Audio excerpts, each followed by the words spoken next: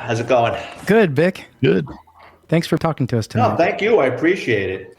Vic, you're a retired New York police detective turned author. You've written 4 behind-the-scenes books about New York City Police Department, humorous, I might add. Tell us how you got started in the police force. I'm a Bronx kid, born and raised. When I was a little kid, my mother used to take me to the movie theater, which is around the corner from the local precinct.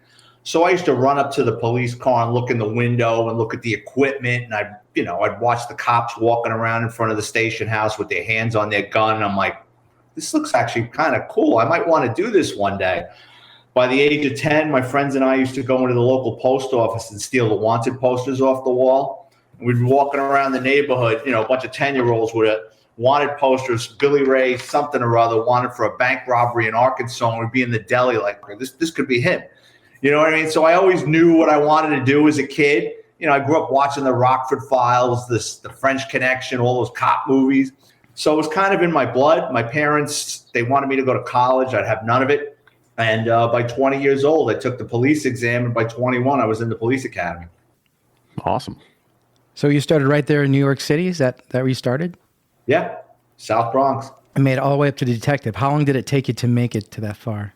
Took me 10 years. I probably would have gotten promoted early. I was in the narcotics division for about 14 months. I absolutely hated it. Narcotics isn't what you see on television. It's a numbers game.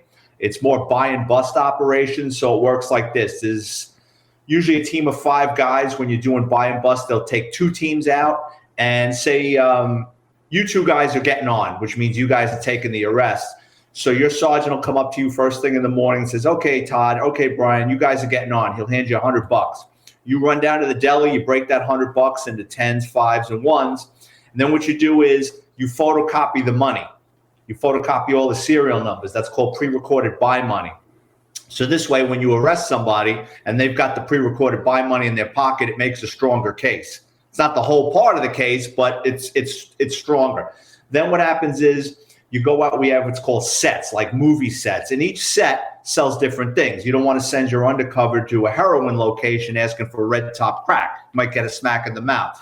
So on intelligence information, you kind of know what you're looking for. So the undercovers will step out of their vehicle. They're wearing a Kel, which is a wire, which we can hear, which is playing inside a van, which has got you 2 guys and the sergeant. So the undercover steps out, he makes a buy, he gets back in his car and he goes, okay, positive buy. It's a male Hispanic and a female Hispanic. They're both wearing gray. She's holding the money. The crack is underneath the license plate. He keeps in a brown paper bag, right? You usually wait until whoever is dealing hits off another couple of people because you don't want the cops to roll in 10 seconds after the undercover buys because then you burn the undercover and he can never go back to that spot again. Mm-hmm. So the sergeant will get on the radio and go, all right, guys, here's the description, move in. And then what happens is there's 3-4 cars. And now I'm talking, this is in the early 90s during the crack epidemic in Spanish Harlem. You'd roll up on a set and there'd be like 10, 15 motherfuckers selling drugs out there. You'd pull up looking for the female and male Hispanic in gray. And there's other people just throwing crack and heroin in the air trying to get away from you. It was just like grabbing people. So you'd lock up 2-3 people from that set. You'd call for the P van, which is the prisoner van. It would be an unmarked van like they'd rent from Home Depot or something. Take those 2 pieces, you handcuff them, you put them in the van, you go to the next set. And you do that till you fill the van up with drug addicts and drug dealers.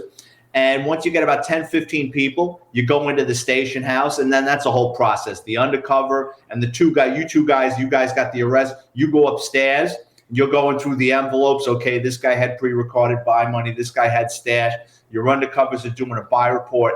Then what happens is your field team, they're downstairs, they're strip searching, they're fingerprinting. Then they pull the guys into a room one by one, seeing if they want to cooperate or become a confidential informant. Then you take them down to court, and then you 2 guys go to see the district attorney. The thing that I took about narcotics back then, it's like a wholesale meat distributor. It's just a grinder. You're just doing it day in, day out. And when you're not doing buy and bust operations, you're down at court. Another thing about being in narcotics, I always had a cold because you're locking up street people that are selling drugs.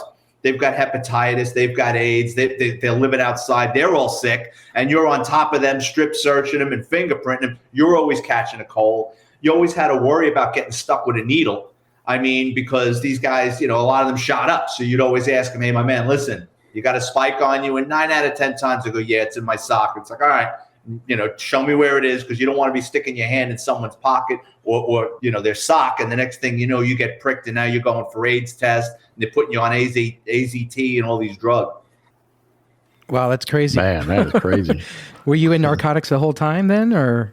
I was in it for 14 months. I think it was 18 months you get your detective shield. After about 14 months of it, I got bored and I took a step backward.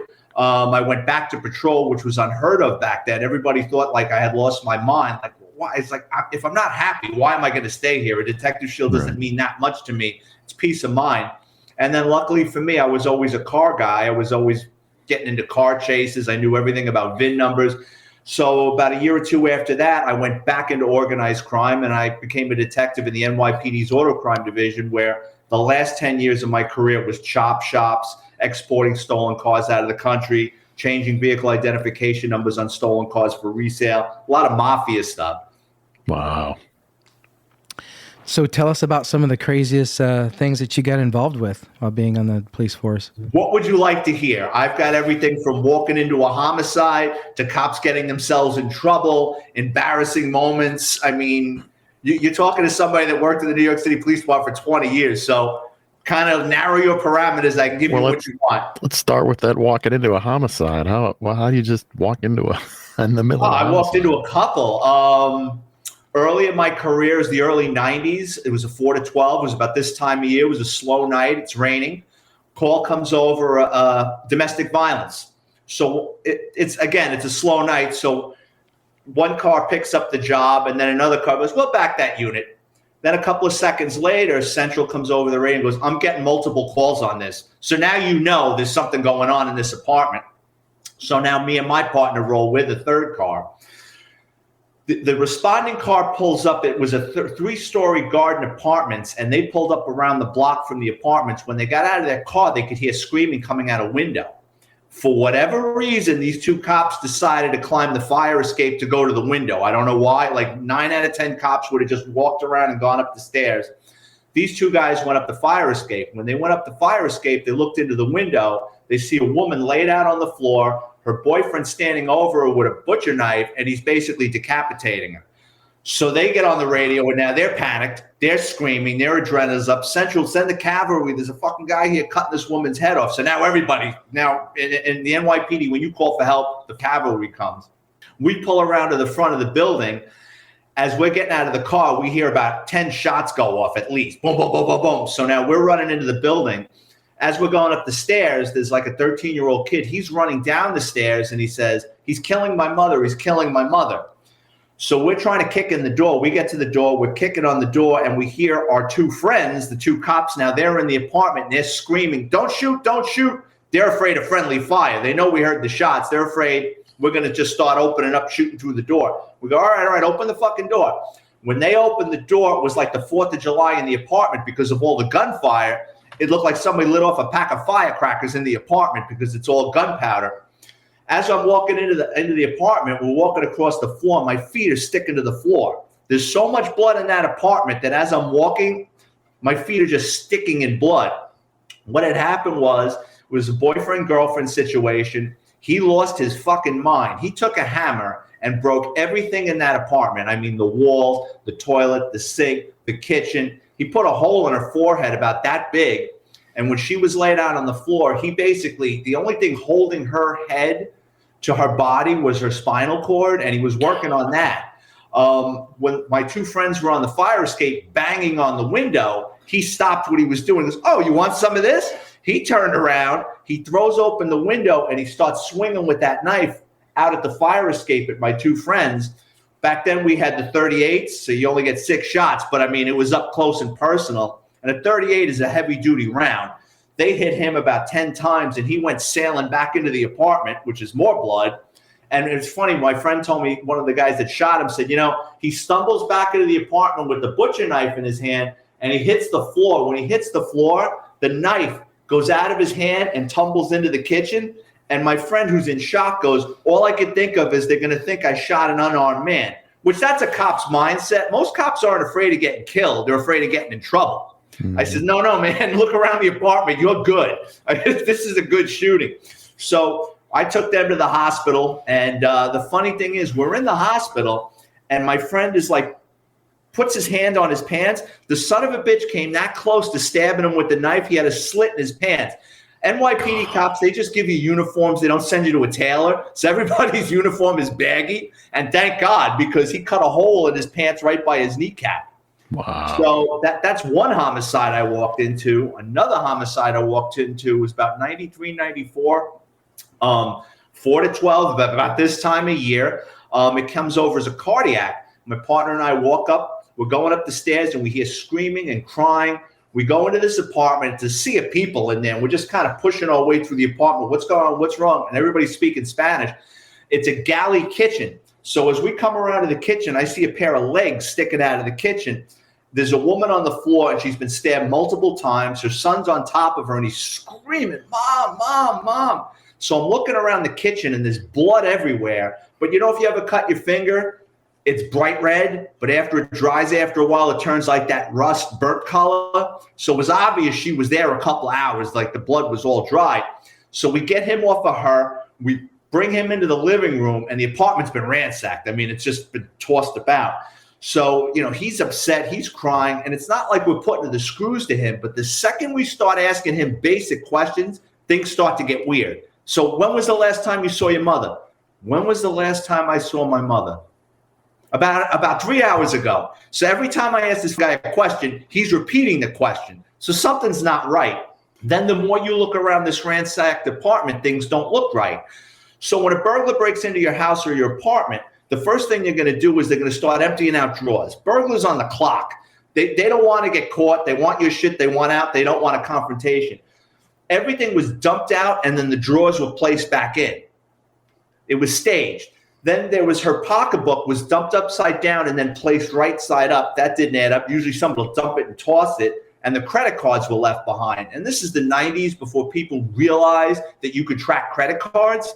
So that didn't add up. So the detectives take him back to the precinct to talk to him, and I'm tasked with, you know, gathering evidence at the crime scene. So later on, I get to the precinct. I talk to the detectives. They still got him inside, and they said he knows more than he's, you know, it looks like he could have done it, but we're not sure. But he definitely knows more than what he's saying. And the victim had 3 brothers. He had 3 uncles that lived across the street, and the detectives told him the same thing. It's like, listen, you got to talk to your nephew. He knows more. So the nephew wanted to leave, but he didn't ask for a lawyer. So you don't want to push it. Because once they ask for a lawyer, all bets are off. So the detective says, okay, all right, you can leave. Figuring tomorrow morning they're going to make a run at him again. So in the NYPD, the first cop on the scene of a homicide or a DOA, what you do is before the medical examiner takes the body, it's like an oak tag about this big. It's got your information and the deceased information on it. You got to tie it around the deceased's big toe. It's called a 95 tag, a toe tag. The next day, you got to go to the morgue and identify the body for identification purposes, because so many people get whacked and die in the street in New York that they don't want one body being misrepresented as another. So the next day I go down to the morgue in the Bronx, and I think they were between morgues at the time, and it's not like you see on television with the slide out drawers. It's a big refrigerated room. So it's like a skeleton crew working, and I tell the kid that's working, I said, yeah, hi, I'm police officer Farrari at the time. I said, I need to see this person. He goes into this refrigerated room. He wheels out a body. He pulls the sheet off, and it's a black guy with a beard. I go, dude, I'm looking for a female and Hispanic. And I give him the woman's name. He goes, oh, I'm sorry. Puts the sheet over the guy's head, wheels him in, comes out about 30 seconds later. He pulls out an old bum like a white guy. I'm like, dude, I didn't come here to see every person that got killed up in the Bronx last night. I'm looking for her. I says, let me in there. And it was wild, man. It's like I walk into this big refrigerated room. It's got like the fluorescent lights flickering. It's like a horror movie. There's like 10 bodies in there. But the one, I could tell it was her immediately because the sheet had dried blood through it. I throw the sheet off. I look at the tag. I go, yeah, that's her. So I ID the body. I go back down to the precinct, and they're all celebrating. What had happened was the next morning, the detectives went back to the building. And thank God the two detectives were Spanish and were fluent in Spanish. When they hit the hallway, the three brothers, the kids' uncles, went back to the apartment the next day, and they were in the hallway grilling their nephew in Spanish, like, what the fuck happened? The detective said, you know more than what's going on. What's going on? And the kid starts spilling his guts to his uncles, not knowing that the detectives are standing around the stairwell in this hallway. And basically what happened was the kid was on drugs. He was a crackhead. He'd go back and forth. And when he was using, he'd start stealing shit out of the apartment. He was abusive to his mother. So finally she told him, I want you out. I can't live like this. You're destroying yourself. You're destroying me. He picked up a butcher knife, stabbed her to death in the kitchen, gets a garbage bag, takes off his clothes, puts the murder weapon and his clothes in a garbage bag, leaves to get rid of the evidence, and leaves the door ajar, figuring it's a Friday or Saturday night. No, it was Saturday. No, it was Friday night. He figures, oh, no, it doesn't matter. So he figures on a warm night in the Bronx, someone's going to see that door open and walk in. They'll find the body. He'll come back later and go, oh, shit, what happened? Well, he leaves, gets rid of the clothes and everything, comes back to the apartment. Nobody opened the door. So now he's like, fuck. Now people have seen me come back to the building, right? I can't leave again. So he picks up the phone and calls up and starts this whole act of, I just found my mother like that. And this happened in like 94. He's still in jail, and rightfully so. So I think he got 30 to life or something. Yeah, I hope so. Those are my two walking into a homicide story. Isn't it amazing what people are capable of? I mean, your own child doing that to a parent. Once they get in drugs, man, all bets are off, man. They don't look at, people or people close to them that brought them into this world as people. They're nothing to them. Any good car chase stories or anything? Yeah, I mean, here's the dirty little secret in the NYPD. We're not allowed to chase stolen cars, but everybody does it, provided you get into a car chase. I don't know what it is now. I'm retired 15 years, but back in the good old bad days, if you got involved in a car chase, and as long as civilians didn't get hurt, you didn't wreck the police car, and the bad guy isn't like, blowing through a tube and, he's not a cripple. All bets, no one's going to thrust your balls over a car chase. So this is later in my career. I'm in the auto crime division. We're in an unmarked car. We're driving around a Home Depot parking lot, and I see this Dodge Caravan. It's in August with its windows rolled down, and it's about to rain. No one's in the car. Nobody in the Bronx leaves their windows rolled down because road pirates will stop by and help themselves to your CDs and change and shit. So I'm like, So it's three of us in an unmarked car. I run the plate, comes back stolen. So my partner's driving. I go around. That fucking Caravan is stolen. Let's sit on it and see who gets in it. By the time we come around the parking lot, it's rolling. It's leaving the parking lot. And now there's a light to get on I-95, the New England Thruway, and the guy is sitting at a light. So there's an art to pulling somebody out of a stolen car. You kind of want to avoid the car chase at all times. Realistically, what you want to do is you want to pin them in traffic. You want to follow them until they get stuck in traffic where there's a car on the left, car on the right, and there's a car in front of them. And you roll up and you just tap their bumper, and just when they're like, what happened? You just run over and start yoking them, pulling them out of the car. I know on TV and stuff, like in other police departments, it's driver, put your hands out the window. New York, NYPD, there's so many of us, you're going out the window.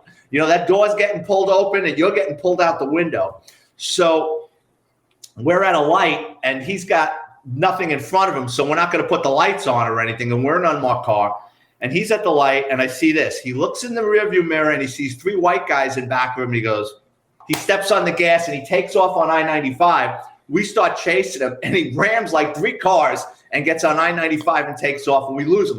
So my partner goes, don't take it so personal. I'm like, I want to get him now. He goes, well, he's gone, so you're never going to see him again. I go, no, I'm going to get this guy. He goes, I go back to the office, I run the plate, and I see the car was stolen about a week to 10 days ago. There's only two types of people that hold on to a stolen car more than a couple of days. Kids, because they want to joyride and they don't know any better, and drug addicts. When a junkie will steal a car to get around, He'll steal the car to commit other crimes, to get high. He'll live in the fucking car. He'll shoot up in the car and park in a park somewhere. It like becomes theirs. Those are the only two people that hold on to a stolen, and it was a shit box too. So it wasn't like a nice car.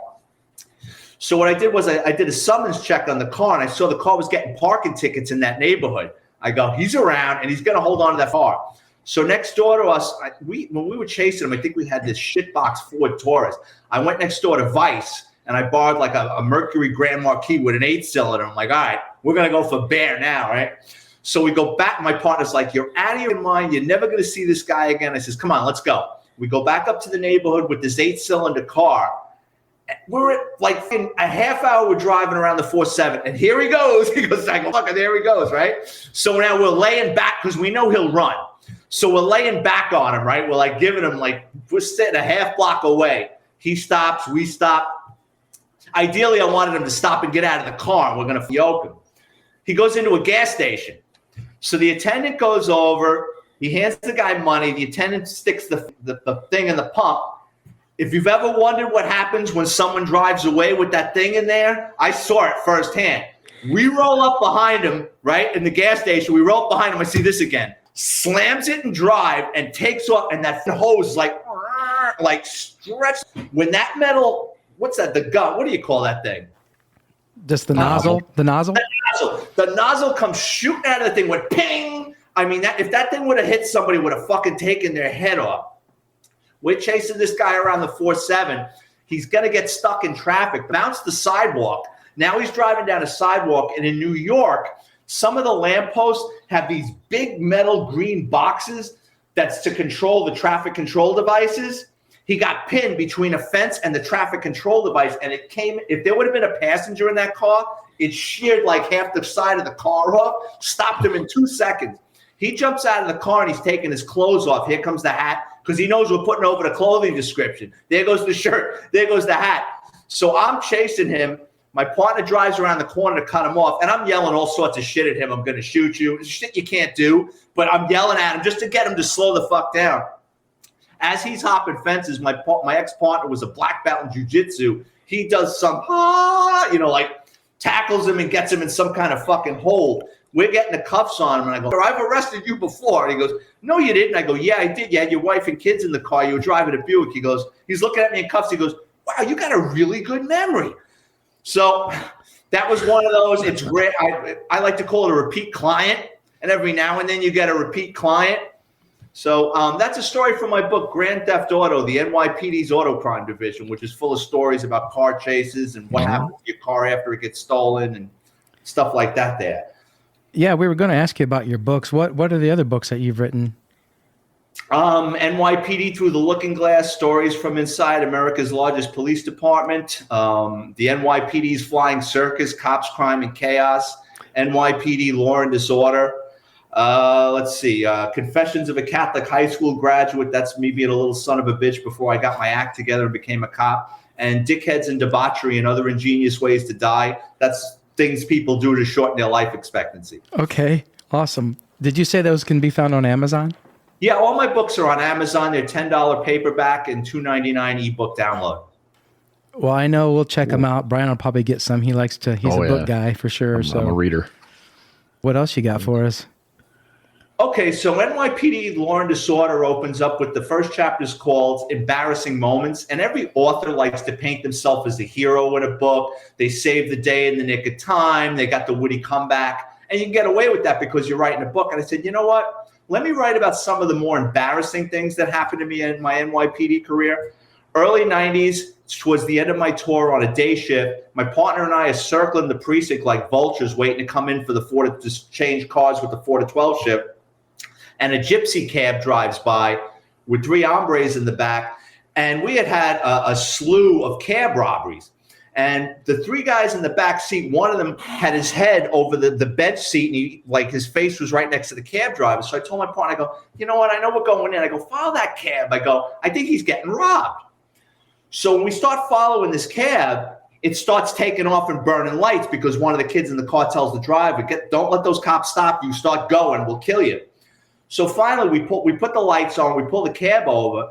My partner and I are getting out of the car. As we're walking up to the back of the car, I see a brown shopping bag getting passed around like a hot potato. Bag rips open, and there's 4 kilos of coke in the back seat of the cab.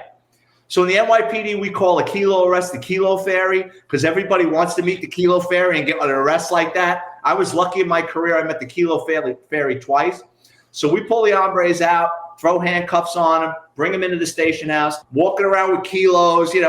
Guys are coming up to me, patting me on the back. I'm taking photos with it. Everybody's telling me I'm going to go to narcotics as a result of this. So in New York, when you make an arrest, you have to go and meet with the district attorney that evening to draw up the arrest. So my lieutenants took the coke down to the lab. A couple other cops took the perps down to Bronx Criminal Court. And I go down to the courthouse that night to draw up the arrest. Well, the Bronx courthouse, it's a shitty neighborhood. And after 5 o'clock, it's a ghost town. There's really no place to eat. But they had just opened up a food court across the street. And I'm like, oh, this is great. I'm going to get something to eat and I'll celebrate, So I go into the food court over there in this little shopping center they have. I get some Italian food, and I'm in uniform, and I'm like all pumped up. I'm on top of the world, and my stomach goes. I've had problems with my stomach my whole life, and I got to take a dump like nobody's business. Now I can't use the bathroom across the street in the courthouse because it's a fucking dungeon, and there's never toilet paper in there. I mean, there's funny shit written on the walls, but to use it as a toilet, I don't think so. So the food court's got. I'm figuring this place is brand new.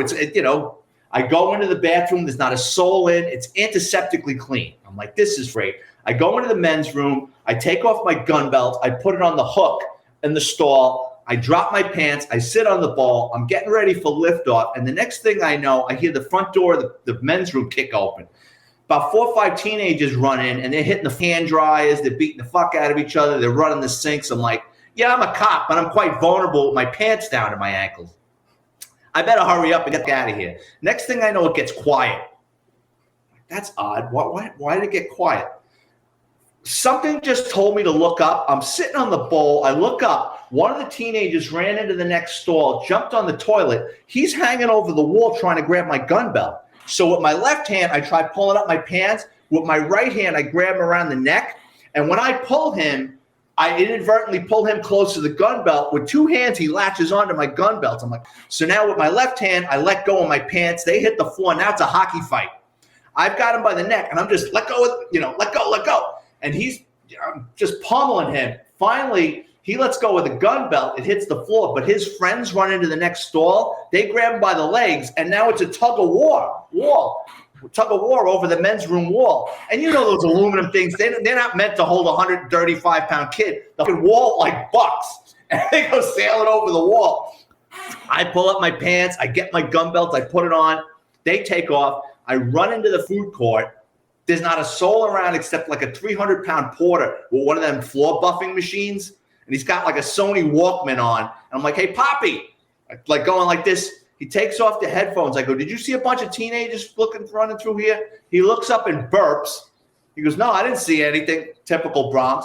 So in my book, I wrote, what was I supposed to do? Call the cops on myself? I'd have been the laughing stock of the Bronx. Like everybody would have said, you see that guy over there? Like cops talk, man. It's a small world. So I kept that story to myself until I was retired and got into writing books. I don't blame you. Man. Did you ever, so you never found him? No, it's the Bronx. I probably arrested him 10 years later and didn't recognize him. Yeah, probably. So you still in New York, Vic? No, after I got out, I mean, I was born and raised in the Bronx. I needed a change. So I grew up with a bunch of guys that became engineers, and they moved down to Florida. They work in the space industry. So I came down here, I checked things out, and then I bought a house, and I've been down in Florida for like 15 years. Oh, okay, cool. Wow. Did you make it through that hurricane okay? Yeah, it didn't hit us, thank God. Good. It's good to hear. What was the most scared you ever were on a call?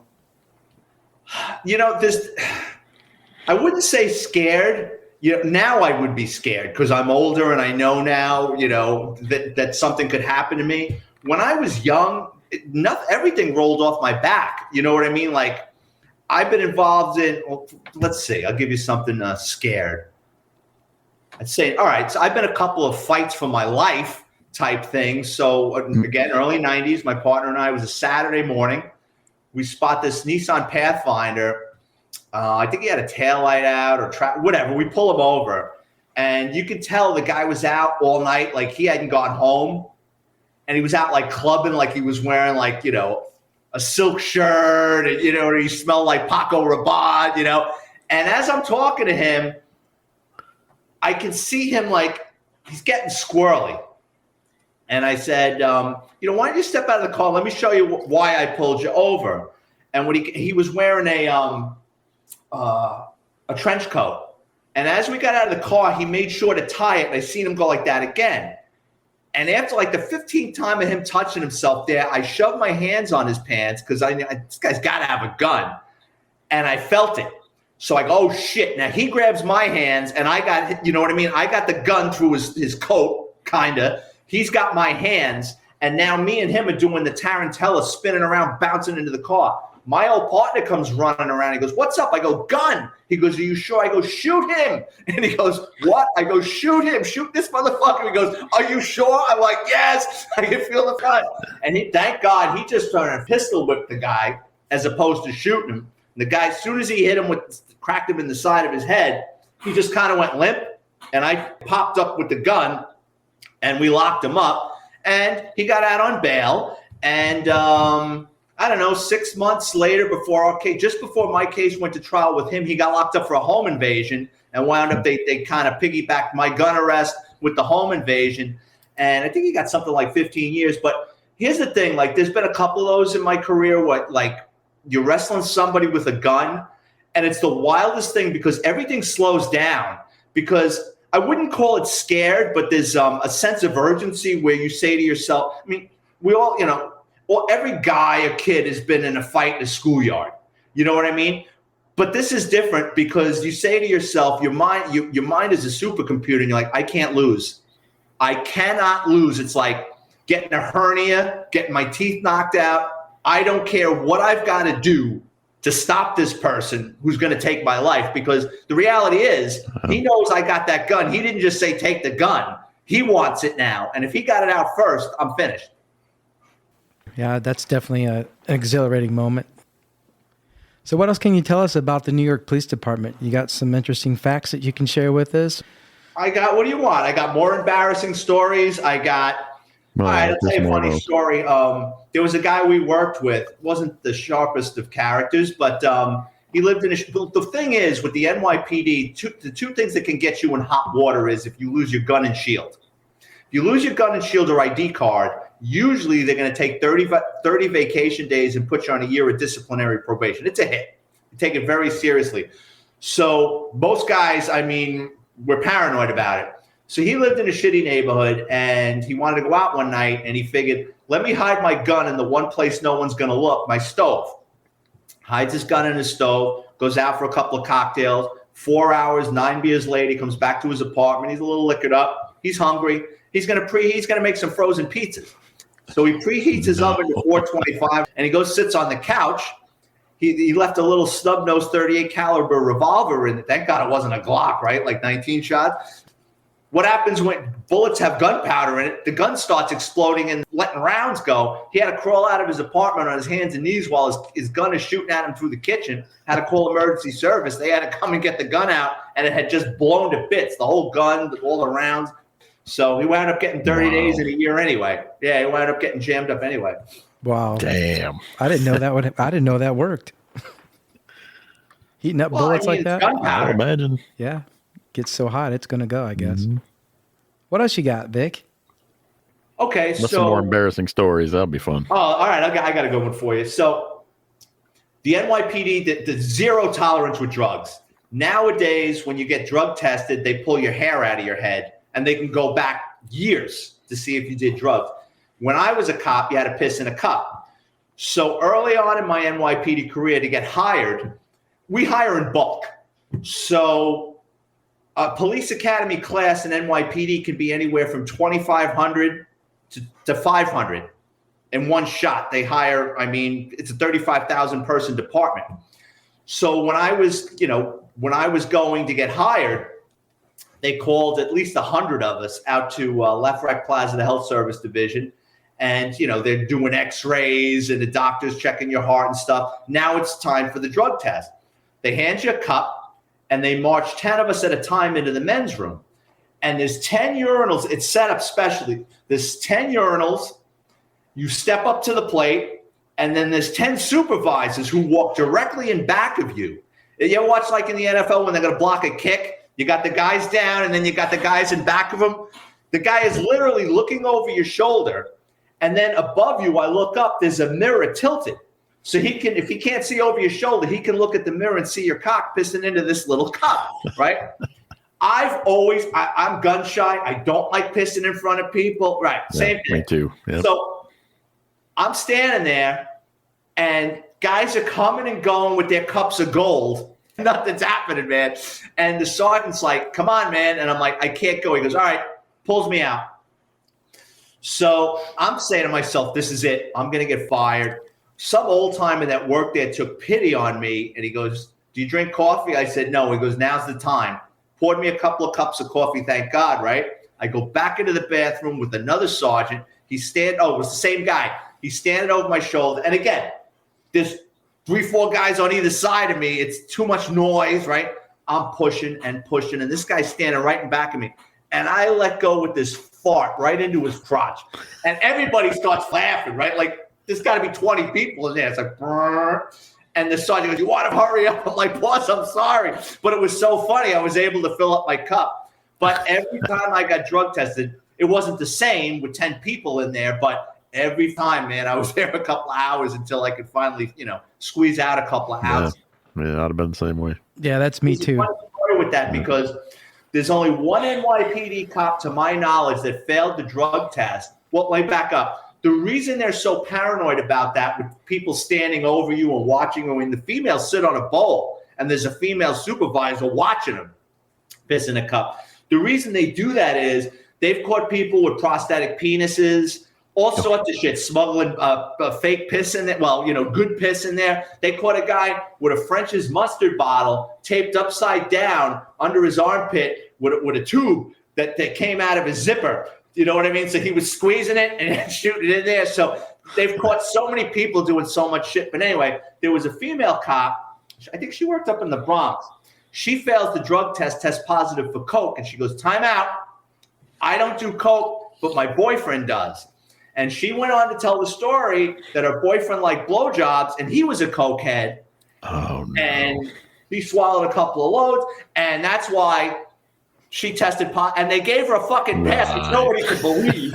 Wow. But that's the one person, to my knowledge, in the NYPD history that was able to fucking get past the drug screen. Now, whether that's a truthful story or not, I don't know. But that's the excuse she used. That's a good one. That's a good That one. was a good one, but I don't believe it. Wow, that's just good stuff. What else you got? I'll tell you the Hansel and Gretel story. So, early 90s, we're going to bars, bar hopping, young guys. There's a couple of cop bars we used to go to. And there was this one cop that worked in another precinct who in his spare time was an amateur magician. So you'd be at the bar rapping to girls. He'd come over, start pulling the fucking flowers out of his sleeve, pulling gold coins behind his ear. It's basically cock blocking you with magic. So I turned to his old partner, who I actually later would work with. We used to call him Cancer because he killed more people than cancer. That's another story. I go, get this guy out of here. I says, how do you compete with him? And he goes, it's funny. He goes, he's the laziest cop in the world. If he took making his balloon animals and going to kids' parties as a magician as serious as being a cop, he'd be the world's greatest crime fighter. A couple of weeks later on a midnight, these two guys, the magician and my old partner, get called out to this basement apartment. 6-story walk up. They go into the basement, and there's 2 doors. And it came over as a calls for help. Someone just called for help and hung up. So there's door number 1, door number 2. They're in this basement. They knock on door number 1. Nobody answers. My old partner goes to knock on door number 2, and the magician stops. And the magician tells him, hey, listen, we made so much noise down here with our radios and nightsticks. If anybody called 911, they would have came out already. Let's get the fuck out of here. My old partner goes to knock on that door again. He goes, come on, I'll buy you a cup of coffee. So they leave. What they didn't realize is behind door number 2, the super was selling coke out of an apartment. And he got addicted to his coke, and he fell behind on his payments to his wholesaler. Now, in the drug world, they don't send friendly reminders or threaten to cut off your cable. So they sent a couple of Albanian hitmen to get him, but I guess they couldn't catch him right away. Like he knew they were looking for him. So they used an old gypsy trick. They got an attractive female. They knock on the door and they put the female's face in front of the door. So the super's all coked up. He's a cokehead now. He's like, oh, he opens the door. The three of them bum rush him. They're pistol whipping him. Where's the money? Where's the drugs? He ain't got the answer. So they shoot him in the head. They roll him up in a carpet and they take him out to the furnace. They throw him in the furnace. And while he's going up like a Puerto Rican fire log, they go back into the apartment and they're ransacking the apartment. Now here comes my old partner and the magician. They're outside the door and they're about to knock on the door where these fucking jackals are. So the hitmen come up with a plan. They tell the girl, listen, the cops knock on the door, let them in, just start ranting and raving in Yugoslavian and point to the kitchen and lead them down the hallway to the kitchen. When you pass the threshold of this bedroom door, throw yourself on the floor. We'll come around. We'll shoot the two cops. We'll throw them in the furnace and we'll get the fuck out of here. We've already got one murder, in for a penny, in for a pound. Well, they don't knock on the door. So now a couple of weeks later, the super he's vanished. He's got family. They go to the police. The detectives get involved. The detectives see that there was a 911 call to that apartment. They bring in my old partner and the magician. And they ask, was there anything out of line or did you notice anything? And they go, no, we knocked on this door, but we didn't knock on that door. So my old partner goes, here's the funny thing, though. When we were leaving, there was a car parked on a fire hydrant. They gave it a parking ticket. That was the getaway car. So that's how they caught the son of Sam. So the car belonged to the female who was involved in this. When they go to talk to her, she starts giving up everybody, trying to minimize her involvement, of course. They go and lock up the Albanian hitmen. Then they had to go back to the building in I think it was February. They had to shut off the furnace for 2-3 days until it cooled down enough to get his bones and skull out of the furnace. So that's a story. I think I titled that story Last Night a Magician Saved My Life. Wow, that is awesome. I do have one more I want to ask you about. Kind of heard it on when I was looking, to see more about you on YouTube. I caught it on another show you were on. Okay. Had something to do with chickens.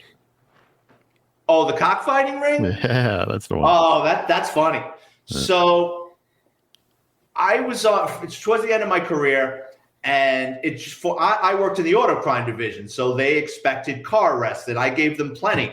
But I was just I just hit I went to buy a soda in a bodega. I walked into a gambling den. I locked them up. I locked up another guy with a gun. So my lieutenant calls me in his office. He goes, you're doing a great job. Stick to auto crime. I said, boss, I'm not looking for other shit. I just kind of happened to stumble upon this. He goes, I know. Stick to auto crime. You got it. So about a week or two later, I'm working for the sergeant, and he says, we're getting killed with these Vespa motor scooters. All these hipster schmucks that live uptown buy these little Italian motor scooters, and they're zipping around with their lattes, but they leave them in front of their buildings, and they're getting stolen. He goes, can you just find out what's happening to these things and see if you can put a dent in this? I said, sure. So I grabbed the complaint reports to see where they're stolen, and I'm running the plates on these things. And one turns up, it got recovered in the Bronx. A teenager got locked up in the Bronx off of Grand Concourse for driving one of these things. I said, okay. So my mindset is it's probably a bunch of teenagers that are going up to the Upper East Side from the Bronx. They're stealing them, and then they're just tooling around the Bronx with these things. I'll go up to this neighborhood. I'll pick off 2-3 kids riding these stolen Vespas, and I'll be done with this. Go up to the neighborhood. It's about 10 o'clock in the morning. No one's out. So I said, you know what? Let me go to these buildings. Every one of these 6-story walk-ups has a basement that runs beneath it. And you have what's called a common area where people store their bicycles, the super stores like the snow shovels, snow blowing equipment. People pay to keep stuff down there. So one by one, I'm going building to building. I'm going into the basement. I'm knocking on the door. The supers, they're more than cooperative. They can't wait to show me their underground lairs. I'm going into these things. I'm looking around. No Vespas. The last building I go to, I knock on the door, and I can smell weed, and I hear giggling. Door opens up, and the super's got this. He looked like Tattoo from Fantasy Island. He was about 4 feet tall, jet black hair, stoned out of his mind. He's looking at me like, oh, shit. I'm like, Poppy, can I see your – would it be okay if I check out the common area? And he's just kind of nodding. I'm like, well, can I look? He goes, okay. gets this ring of keys, and he's a nervous wreck. Like, he's sweating, he's dropping the keys. Every other super couldn't have been nicer. This guy is like shitting bricks. He unlocks this like sliding wall and pulls open this partition. And on the floor, puts on the lights, and on the floor, there's got to be 50 roosters and hens running around the floor. Like, and then stacked on the walls, he's got pods with, I guess those were the fighting cocks. It was like a gladiator school for a cockfighting ring. I'm like, he's looking at me and I'm looking at him. There's like 200 birds down in this basement apartment. And he's just like looking at me, and I'm like, the light goes off in my head. My lieutenant saying, don't get involved. So I go, do you have any Vespas? And he's looking at me like I'm crazy. And he goes, no. I go, okay, lock it up. He goes, it's okay. I go, it's okay. He goes, you sure? I go, yeah, okay. And he locks it up. I go outside. I get in the car. I get on the cell phone. I get my sergeant. I go, listen, I just walked into a cockfighting ring. I said, send the troops, man. I go, we'll call the ASPCA. I mean, we're going to be down here with feathers. This is going to be we're going to make like 15 hours overtime in this thing, right? He goes, and the guy I worked for at the time, I was not a fan of, he goes, well, you heard what the lieutenant said. I go, call him. I said, call him. He goes, well, he left for the day. He goes, give it to the ASPCA. I go, are you sure? He goes, yeah. I said, all right. I call it the ASPCA, and I don't know if you guys remember, but there was a television show on Animal Planet. It was called Animal Precinct on Animal Planet. It was like a reality show where they would follow around the ASPCA police and like people that were abusing their animals. I get one of the guys on the phone. So I says, listen, this is what I stumbled into. When he goes, oh, this is great. He goes, this could be huge for us. He goes, I'll tell you what.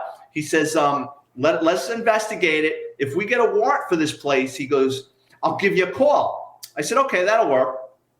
About 3 weeks later, I took a couple of days off and helped my dad put a fence up in the backyard. The funny thing is, my dad is trying to put a fence in. He's trying to dig a hole with an auger, and that thing hit a tree root. And I look up, and my dad is spinning in circles. He's like 67 years old. I'm like, Dad, he looks like he was square dancing. I hip checked him as he came around, and I knocked him over because he was going to break his arm. He falls on the floor, and now he's complaining that I tore his shirt. I'm like, you could have broke your arm. So anyway, my phone rings in the backyard, and it's this guy from the ASPCA. And he goes, look, he goes, we're going to hit this place. It's going to be huge for us. He goes, do you want to come down on this warrant, make some overtime? I said, no. I said, basically, I was told to stay out of it. Good luck. He says, thank you. About 2 days later, I come into work. It's in the front page of every New York newspaper. ASPCA police hits the New York City's largest cockfighting ring, right? So my sergeant goes, this was the thing you were talking about. I said, yeah. He should have just kept his mouth shut. He walks into the lieutenant's office and shows him that. Now, as much as my lieutenant wanted me to stay the fuck away from things, he was a publicity hound. Like, he was one of these guys, he always had his nose up against the glass. He would push his mother in front of a subway car to get to a press conference. Oh, so now he goes ballistic. What? Farrari, get the f*** in here. And he's yelling at me. I go, whoa. You told me to stick to auto crime. And there's a little bit more to that story, but I mean, I'm just kind of giving you bare bones of it. But yeah, they told me to stay out of it. And it was like the world's biggest cockfighting ring busted in the Bronx. I can only imagine, there's so much that goes on in a city like that. I was going to say, there's probably a lot of things you guys just had to let go just because you didn't have time to deal with the paperwork. So frivolous. You got to focus on the big stuff. I can't imagine what you went through. Your days must have just flown by. Crime, especially back then when crime, like we didn't, there's a summons quota with NYPD. They'll deny it. But I mean, in my time, you could lock up Osama bin Laden and deliver 10 babies, but if you didn't write a book of parking tickets, give out 10 moving violations and 10 red lights, you were going to get a subpar evaluation. That's just the way it was. So we picked our spots. You know what I mean? Like if I pulled somebody over and they had their driver's license, their insurance, and either they were nice to me, they gave me a bullshit excuse, I'm not going to give you a ticket. There's more than enough scumbags floating around out here to bang. But every NYPD precinct and every police department for that matter, the summons guys are the antisocial ones. They're the guys that, were eating paste in the back of the classroom in school. They got picked on. They never dated a nice looking girl. They like to be by themselves. And the power is in the pen. That's basically how they wage war on society. And they're kind of pariahs in a precinct because no one really wants to hang out with these guys because you're getting phone calls all the time.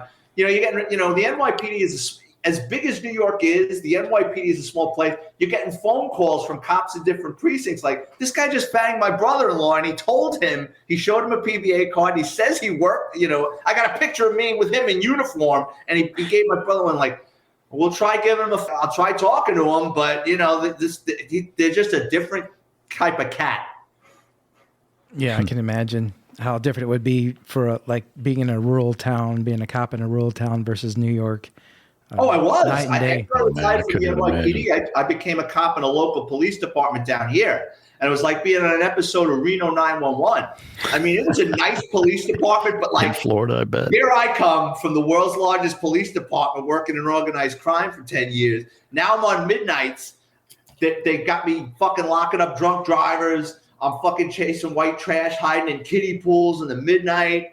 They want me to wrestle alligators. I was like, I think it was a whole half a day spent on that shit. I'm like, I ain't wrestling no alligator. Like, no, you got to mount it from the back and you carry duct tape. I'm like, I'm not wrestling no alligator. Don't pay enough for that. Thank God I never came across one, but I'm like, I'm not wrestling an alligator. Listen, the Bronx, we had crime. We didn't have water spouts, tornadoes, alligators, coyotes, all this shit. Did you guys have alligators in the sewers in New York? No. That's like an urban legend. That's giant rats, what they had. Oh, they're fucking huge. On the midnights, early in my career. So in New York, commercial businesses put out their garbage. It's not, the city doesn't collect the garbage for a business. Private sanitation, which back in the day, 9 out of 10 times was controlled by the mafia, they would put their garbage out, right? And on a midnight, when it was like late, 3, 4 in the morning, when cops would get bored, you'd see 3 or 4 police cars parked at a pile of garbage with their brights on, and guys would invent slingshots and all sorts of shit, and they'd be shooting the rats in the garbage because the rats would be crawling through the thing, tearing open bags of garbage and shit. And that's guys would kill on the midnight, hitting these rats that were like the size of cats. Jesus. Yeah, it's crazy and scary. That's scary in itself right there. Dude, I've had them run right past my feet in a subway tunnel. You're afraid of getting hit by a train, and here comes a rat running off your foot. And you feel the weight of that thing, man. It's like, oh, shit. I'd never been to Chihuahua. What the hell? Yeah. I'd never been to New York City until a few years ago, and I didn't think I would enjoy it. I'd never really had the urge to go. My family wanted to go. I'll tell you what, I really enjoyed being there, and I wasn't even... We did use the subway. I didn't feel very nervous like I thought I would. Is it safer than people think, overall in New York City? No, now it's the Wild West again. See, I mean, New York, it's almost like the seasons. Early on when I got hired, New York was a shithole. I mean, I grew up in it, so you don't know any better. Then Giuliani came in, and Giuliani was a former prosecutor, and he put the right people in place. He took the handcuffs off the police. Early on in my career, if you locked up a guy selling crack on the corner in uniform, the desk officer would say, "What are you doing? You just took a radio car off the street to lock up this piece of shit with a couple of vials of crack? Kick him in the ass, flush that shit down the toilet, get him out of here." I mean, that was they did not want uniform cops making street level drug arrests. DUIs they didn't want, suspended driver's license. Giuliani said anything goes. Because the thing is, a lot of times people that are committing these quality of life crimes, the guy pissing in a hallway that we would kick in the ass, if you run him through the system and his fingerprints come back, that guy's wanted for 5 burglaries. The guy you lock up for a suspended driver's license is wanted for homicide. So you're pulling people off the playing field for different things. But now in New York, basically they told the police, they've handcuffed the police, and now it's the Wild West again. Yeah, it's too bad. Yeah, it's pretty sad what's going on there. I knew a guy, I'm not a fan, but early on, he was a lazy cop, just lazy. And on Friday night, he gets a foot post. So he figures, all right, I'm going to hide all day, and then I'm going to go out for the 4 to 12, go out, have a couple of cocktails. In a housing project that comes over as a cardiac, what had happened was an older gentleman died in his bed. He was friends with the super. The super went to check on him. And the guy died in his bed. And the guy wasn't dead long. So the cop comes. He calls for an ambulance. The EMTs come. They pronounce him dead. Well, Here's the thing in New York. When someone dies, the EMTs, EMS pronounces you dead, but you're not really dead until the medical examiner comes. So you got to wait. It's called sitting on a DOA. And the cop that responds, you got to sit there until the medical examiner comes, and the medical examiner is going to determine suspicious death, or he'll release the body to the family so they can call a funeral home. Guy lived alone, had no family, and the EMTs come. They say, yeah, you're going to have to wait for the medical examiner. So this lazy cop goes, can't you take him? And they says, we don't take him. You know better than that. The only way we would take him is if A, he was still alive, or B, he died in a public place. So they leave. So the cop gets pissed off. So about 15 minutes later, another cop gets on a radio and he calls a cardiac. Well, the two EMTs that had left were downstairs eating their lunch in the ambulance. So they're like, oh shit. They grab all their equipment. They go back up, get off at the 15th floor, whatever it is. They come running through the hallway. The guy that died in the bed is now in the hallway. Same two EMTs, and the cop is standing there like, and they're like, what is this? He goes, you're not going to believe this. After you left, he jumped up out of the bed. He said, oh, fuck. He ran through the apartment. He died again. They're like, get the fuck out of here. His body is in the same kind of position because he's starting to get rigor mortis. You know what I mean? It's like, there's no way that guy jumped up and ran through the apartment and then fell down in the hallway, right? The sergeant shows up, and the two EMTs are livid. They're like, he just fucking dragged a dead body into the hallway.